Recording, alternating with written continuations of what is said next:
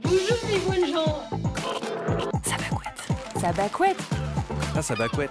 Ça quoi? Bah, ça bavarde, quoi. Ça bacouette. Ça bacouette. Une chanson dit que le téléphone pleure, mais un tonneau pleure aussi. Et l'on a accès à ce tonneau par un guichet, un mot d'origine normande. Que serait la Normandie sans les Vikings? Assurément différente, y compris dans sa dimension linguistique. Les Vikings tirent leur nom du mot scandinave vik, que l'on traduit souvent par baie. Ce serait donc du lieu d'où ils embarquent ou de celui où ils débarquent qu'ils seraient dénommés. D'autres hypothèses existent, mais peut-être faudrait-il donner à vik un sens plus général. Celui de passage, ouverture, c'est-à-dire dans ce contexte précis, d'accès de la mer à la terre ou inversement.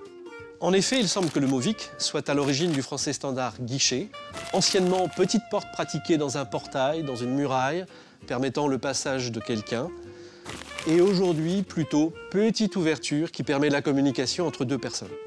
En français standard, le ve initial a évolué en ge, le que s'est palatalisé en che, et l'on a ajouté un suffixe diminutif et, d'où viqué, guichet. Dans les deux tiers nord de la Normandie et en Picardie, les deux phénomènes phonétiques ne se produisent pas et l'on conserve la forme viqué. Ce mot désigne la trappe du tonneau dans le Cotentin et le Bessin.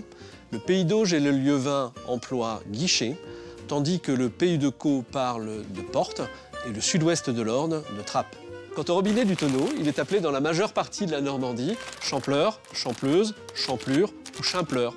Ce sont des variantes de chantepleur, mot formé sur les verbes chanter et pleurer, attesté depuis le début du XIIIe siècle sous la forme cantepleur. Il s'agit bien évidemment de l'évocation du bruit du liquide qui coule. Alors, qu'est-ce que vous en dites ?